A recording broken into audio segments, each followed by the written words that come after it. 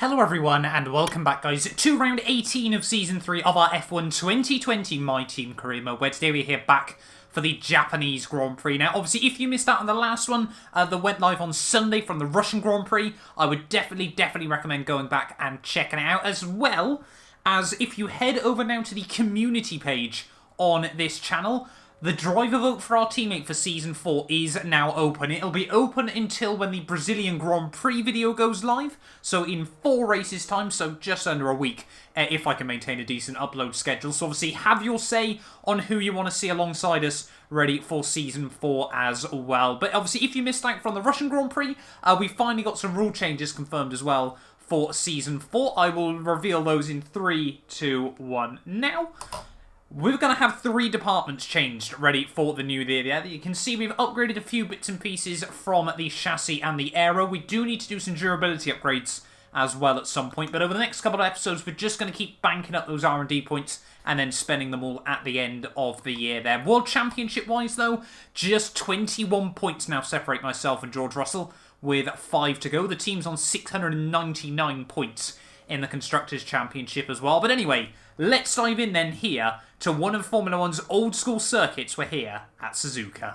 Coming towards the end then of our track acclimatization lap, I forgot, every time I come back to Suzuka, I forget just how much fun this circuit is when you get the laps hooked up here. It is such a brilliant circuit, especially now with all the extra aero we've got on the car. There's no understeer pretty much anywhere around this track as we head through the final couple of corners though. A beautiful old school circuit, now with no bump included. It's wonderful, and it is going to be... Oh, we only get the green score. That's okay though. Heading on to our tyre wear management test then, I'm getting a little bit worried, to be honest, that we might need to put a new energy store in the car before the end of the year there. You can see already we can't quite achieve maximum hold, maximum capacity on it, so that might make it even worse over the final few races. Now, ERS, generally we don't tend to use much anymore, or like we still use a lot, but we can harvest it so well that we never really run low on it. So I'm not too worried just yet, but we are definitely going to have to think about putting a few extra parts in the car and just getting to the end of the season, taking all the penalties in one hit. Last but not least then, coming towards the end of our qualifying simulation run, as always, pretty comfortable in the green. Don't know if we're going to be able to sneak the purple score, however. Only the green. A rough practice session even, sorry, I should say, in the end, but we still got some good points on the board. So another 3,000? We're up to 3,000 R&D points now. As you can see as well, our team acclaim is completely maxed out. We are as big as... Wait, what? Level 21? That's a thing? How high can the team acclaim level go? I thought it maxed out at 20. We're not maxed out then. There's clearly a lot more to go here on F1 2020. But let's dive into qualifying then here at Suzuka.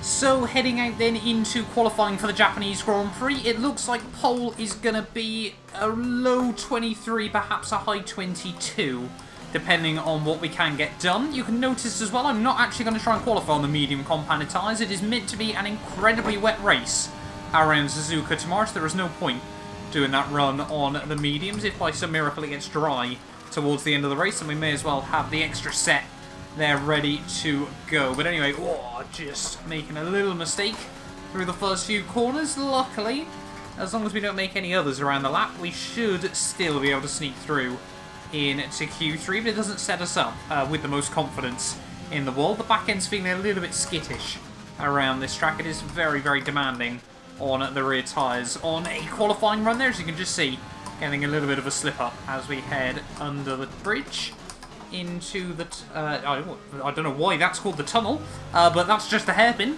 as we head out of the other side there, up in towards Spoon.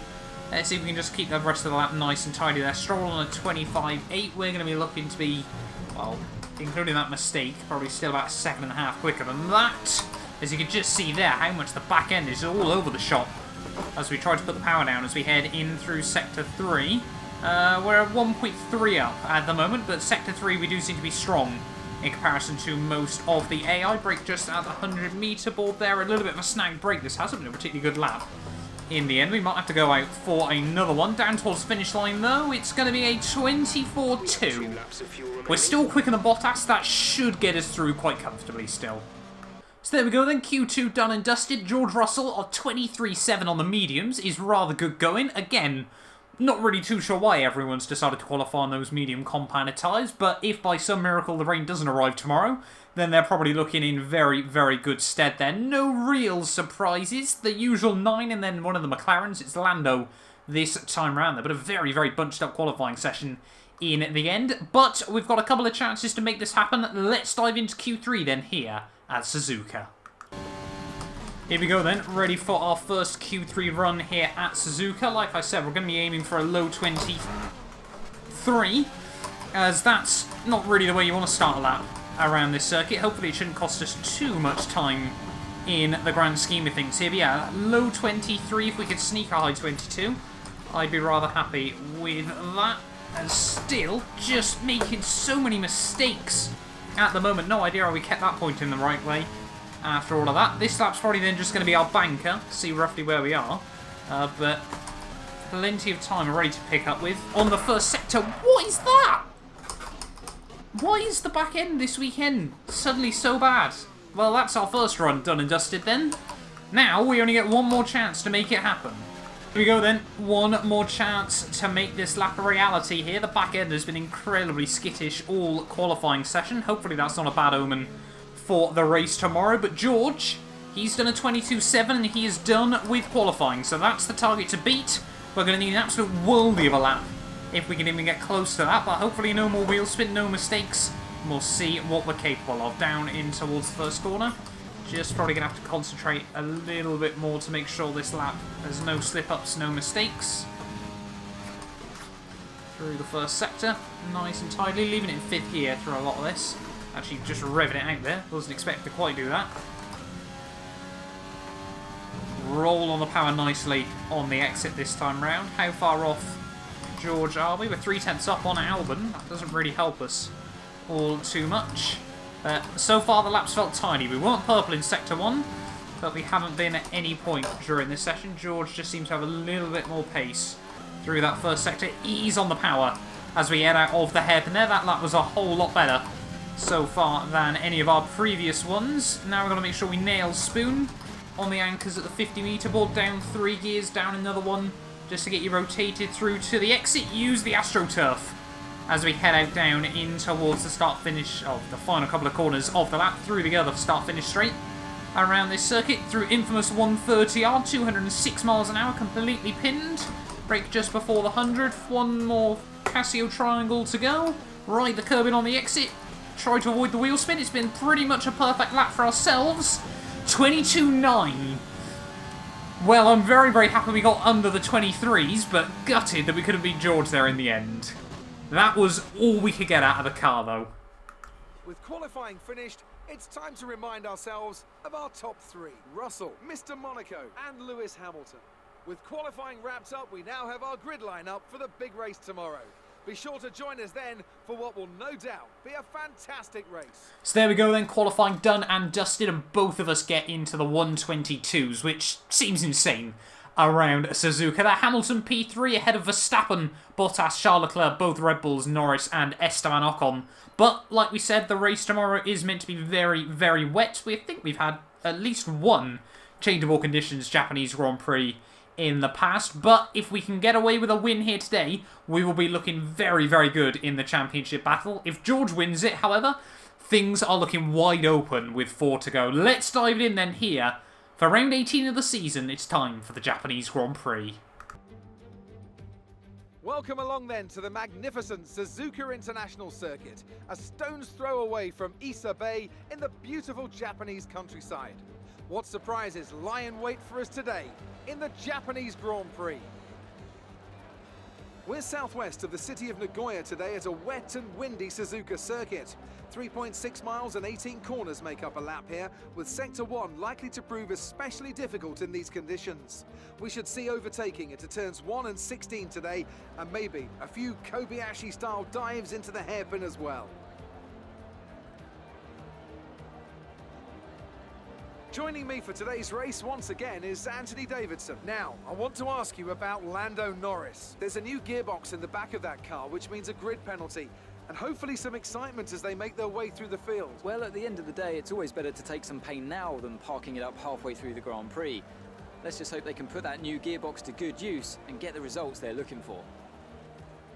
Let's run you through the driver grid order for today's exciting race. George Russell did very well in qualifying yesterday and will start today's race from pole position. And Mr. Monaco completes the front row. Looking at the rest of today's grid, we have Verstappen, Bottas, Charles Leclerc and Ricciardo, Albon, Ocon, Perez and Kimi Raikkonen, Gasly, Hamilton, Carlos Sainz and Norris, Kvyat, Stroll, Jordan King and Kevin Magnussen, Matsushita, De Vries, Giovinazzi and Nicholas Latifi.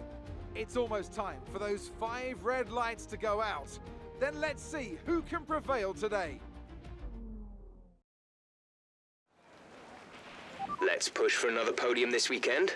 Good luck.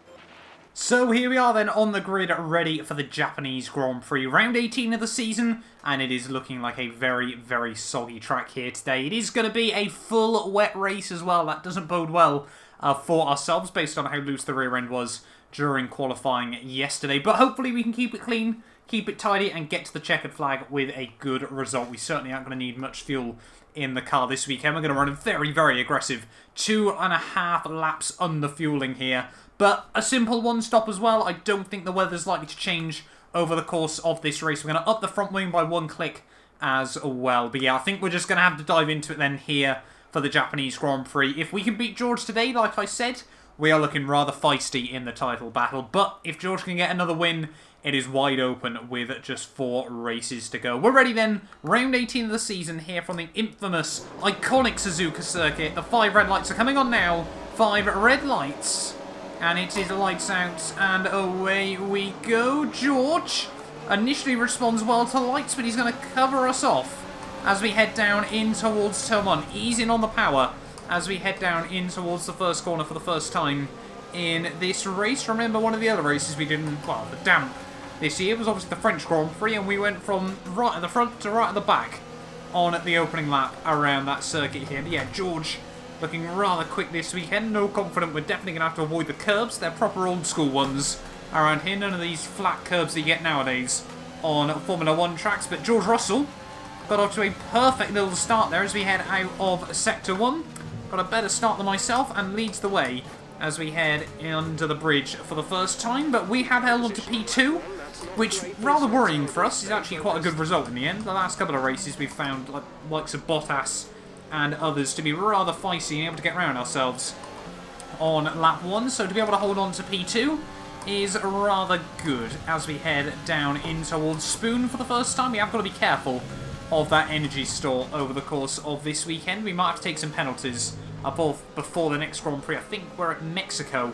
It might be a Dakota actually for the next race of the season. But yeah, as we head down in towards Sector 3, it seems like everyone has been able to get cleanly through this opening lap. Myself and George romping away from Bottas's, well, 130R, almost flat, despite the heavy rain there. A bit of a lock-up in towards the Casio Triangle. We do actually make a bit of gains on the way in, but we're going to lose all that time and more on the way out as we try to put the power down. We have survived the start. Now let's try and settle into our rhythm.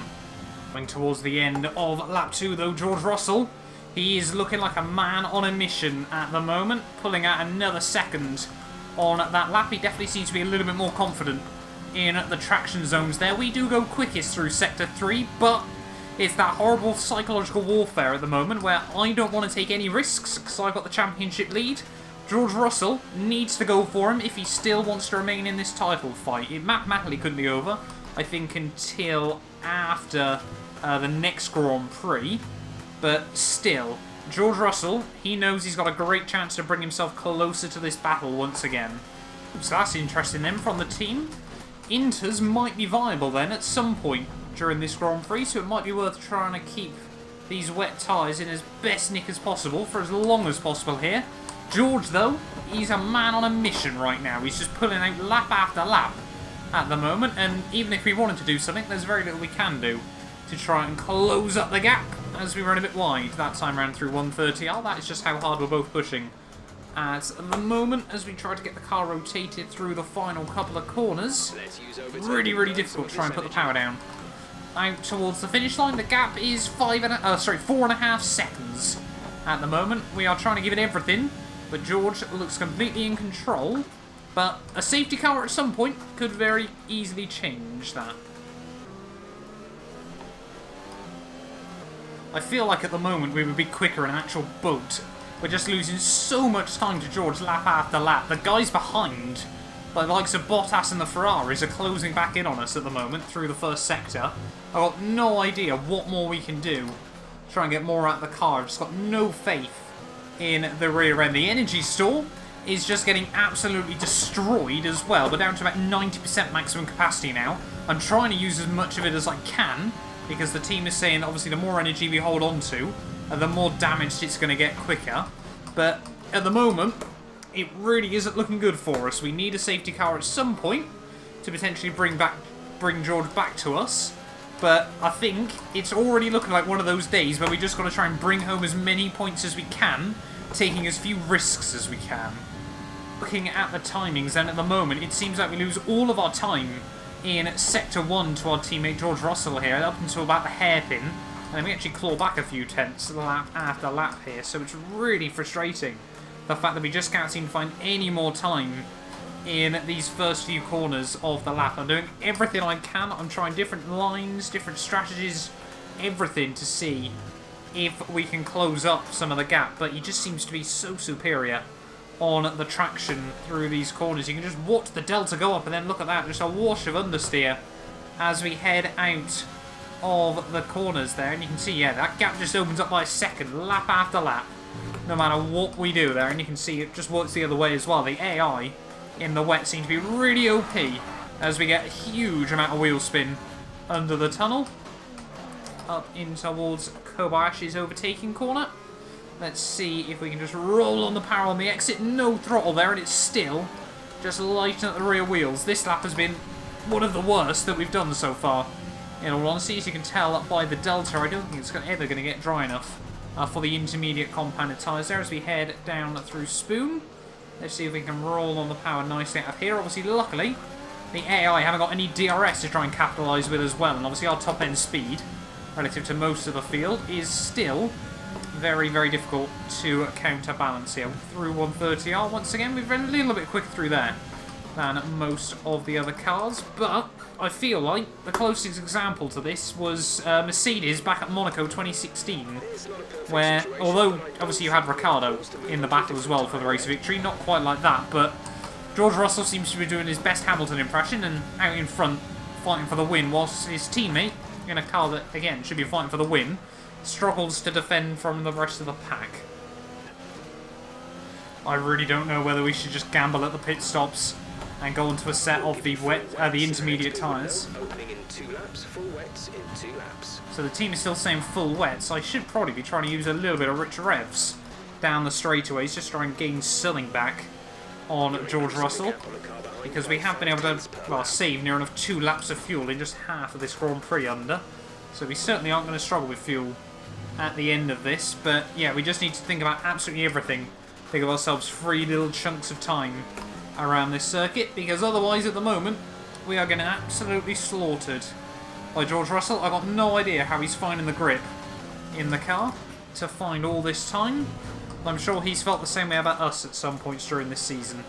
Give us the best in lap you can. So there we go then, the team want us in at the end of this lap. I think we're just going to stick with the wets, it's not worth the risk. Intrigued to know if George Russell's going to dive it in as well or not this time round. I mean, he's probably got enough time to pit in and we won't even get held up by him at the moment. But yeah, really not been a good day out for ourselves. But still, we've got to try and just get this thing to the flag and try to pick up 18 points at very least. Let's just get ready to pit.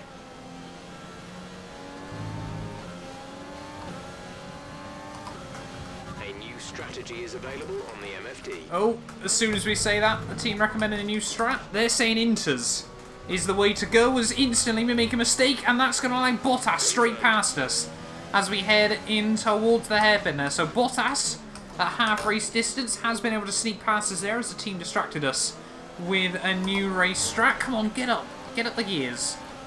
Very, very frustrating when you just try and click the upshift and it just doesn't register it. But yeah, Bottas now ahead of us. Hopefully he won't pit. And this one, where on earth are we going? We just snagged the inside wheel there. Running wide through Spoon. Hopefully we can get a good run on the exit there. So we're going to opt for the risk then. We are going to pit onto a set of the intermediate compounded tyres here, as long as George doesn't dive it in. No, he does not. So hopefully Bottas doesn't either, and we can make a couple of second undercut on the pair of them. I'm intrigued to see how these Inters handle now, if the team are recommending them. Clearly they reckon they are the way to be going. Through the final corner, are we going to see Bottas in? No, we are not. Make sure we get the car slowed down nice and tidy. That's not going to help us. That's going to require a front wing change, and that was not what we needed in this race there. Charles Leclerc dives it in just behind us as well, but this race just goes from bad to worse. No wonder we were struggling. Look at those front tyres. Massively overheated. I didn't notice that over the course of the stint, but yeah, we're going to take the gamble then. Charles Leclerc has also gone on to Inters. There he goes, back down the pit lane. 9.2 second pit stop, though, is not ideal. We are going to be out ahead of Alex Albon, though, still in this Grand Prix. But things just go from bad to worse at the moment, as we just have no confidence in the car. There we go. Look at how much grip instantly we've got over the likes of Danny Kvyat in through the S's. Trying to look right around the outside we go of the AlphaTauri. Now, a lot of that will be down to fresh rubber, but I think a little bit of it down to the better compounded tyres as well. We think about having a look at the inside of Stroll.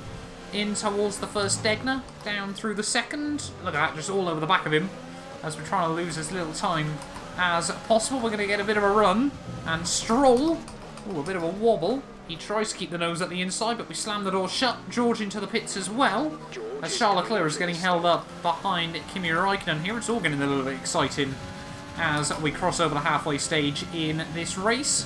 Down in towards Sector 3 once more. These tyres have definitely got a bit more grip than the full wets did, so I'm intrigued to see if the fastest lap is going to drop as well. But yeah, you can see Charles Leclerc still stuck behind Kimi Räikkönen, so he might actually be not that far ahead of, well, behind, sorry, Bottas and Verstappen. Purple in Sector 2 with an almighty fishtail down in towards the final couple of corners. No idea how we managed to hold on to that one, but Räikkönen dives it in. Charles Leclerc has lost a handful of time out of the final corner, though.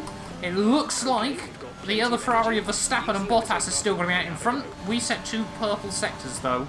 Let's see if now we can get a fastest lap. All over the back of Charles Leclerc as we head through the hairpin. Let's see if we can out-traction him on the exit. Definitely now seem to have a bit more confidence in these Inters. As soon as I say that, we get all kinds of fishtailing as we head down in towards Spoon. We need to get a good run, though, off the exit. Try and get around the Ferrari man. Just clipping the curbing nicely. Roll on the power. We're still a quarter of a lap under on fuel, but that should be absolutely fine by the end of the race. We've got a good run up the inside of Charles Leclerc as we head in towards 130R. He tries to turn in, but we don't back out. And we're now back up into P4 of the Grand Prix there. Through the final couple of corners we go. Are we going to set a new fast lap of the Grand Prix as well? Let's just wait and see. We should be able to. It is going to be a 1:37.5. 22 seconds behind our teammate. I think as long as we could get back up into P2, I'd be rather happy. Coming towards the end then of lap 16, we're all over the back of Max Verstappen. Not quite close enough to go for a move into 130R like we did a couple of laps ago. But yeah, it's so funny how the pace can automatically change when you make a switch over on the compound. These Inters are feeling so much better than the wets ever did in this race. Almost, though, putting it in the pit wall at the final corner. If we'd done that a foot earlier, we would be out of this Grand Prix. We tried to have a look at the inside of Max Verstappen through the first corner. Let's just see if now we can try and get around him.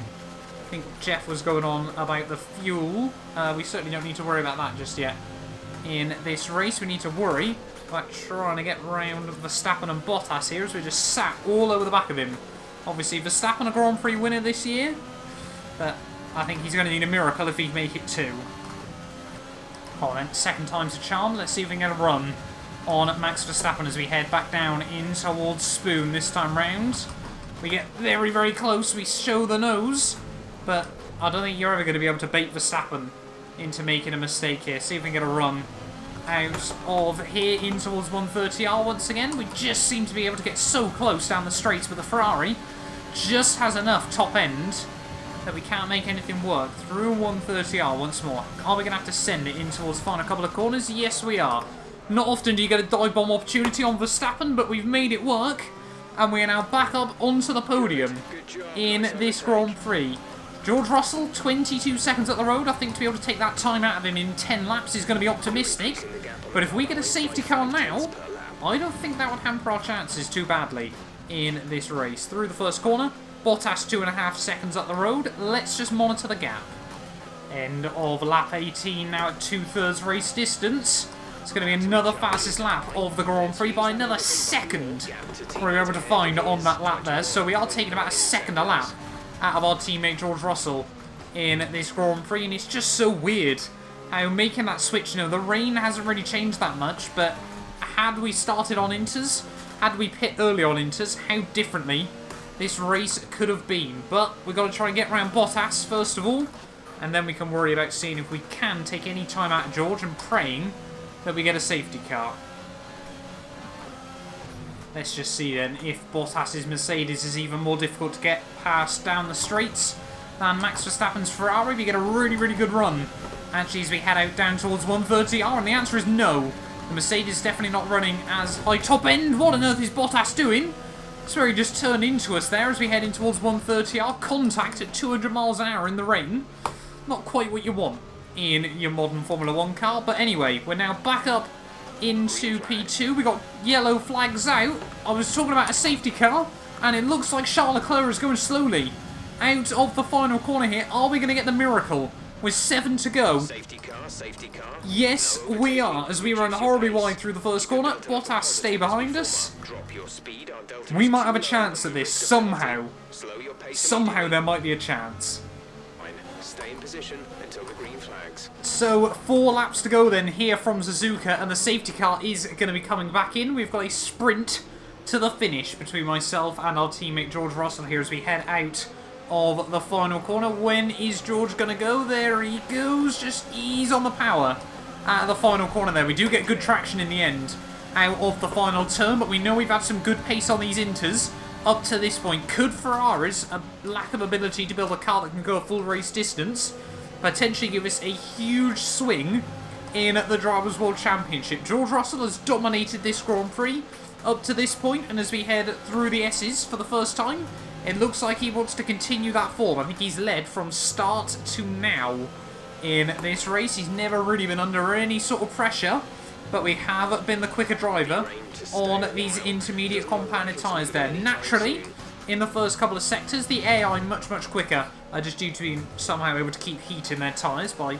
performing witchcraft. It's really my only best guess of how they're able to do it. But as we head down through the hairpin, that gap hopefully... Oh no, as soon as I say that, big mistake there out of the hairpin. That's going to allow George Russell straight away up to almost a 3-second margin there. I was just going to say how hopefully now the gap will start going the other way, but now we're going to have to push like crazy if we even want to have a chance at this. Never mind being able to just give him a real under pressure final 3 laps. Please push hard.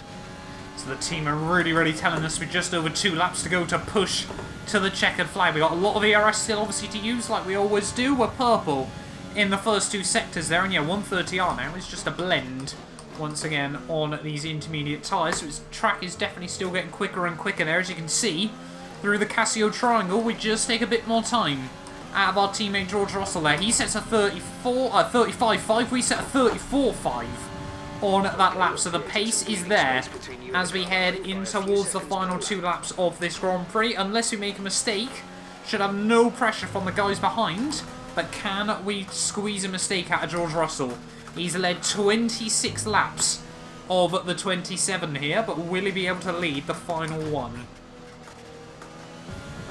Just over 1 lap to go then here from Suzuka, and the gap to George Russell is still hovering at about a second as we head into the final lap of this race. We need to try and get something out of this if we want to get the race victory from right under his nose. We get good traction at the final corner, and we've just got over 3 miles to go then in this race. The gap 3/4 of a second as we head into the final lap, and can we cause the upset of the season here? George Russell, there's been a few occasions, in all fairness, where he's dominated a race and we've snuck it back from him right at the very end. I think Hungary was one of the best examples of that, but we need to keep it clean and tidy through the first sector of the lap if we want to be anywhere close enough to go for anything later on.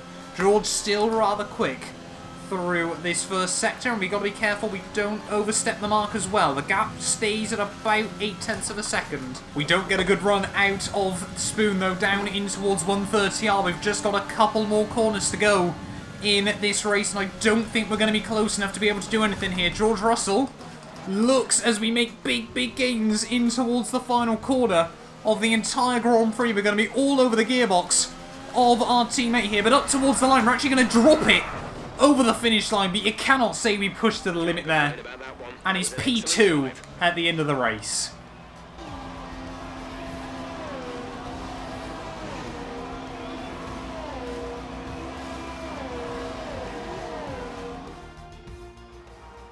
Not just victory today then, but the championship as well. What a spectacular season they've had. Congratulations to the whole team.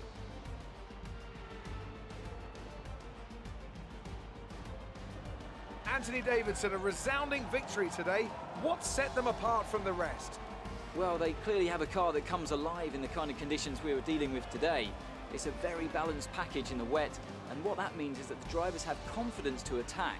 And having that confidence gets you on the power earlier, it lets you brake later, and can put you a long way up the road.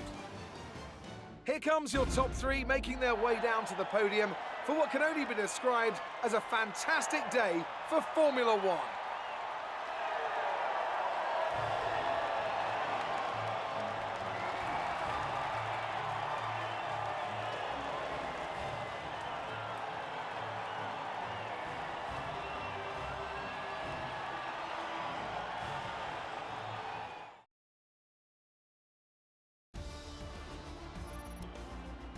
So, let's review the drivers' standings. Well, the gap at the top of the championship has been cut down after a difficult race today for our championship leader. Now, let's discuss, Ant. Who would you say is a contender for driver of the day? Well, for me, it's got to be Lewis Hamilton. The multiple world champion may be the boring choice at this point, but you can't argue that he's a driver deserving of his reputation.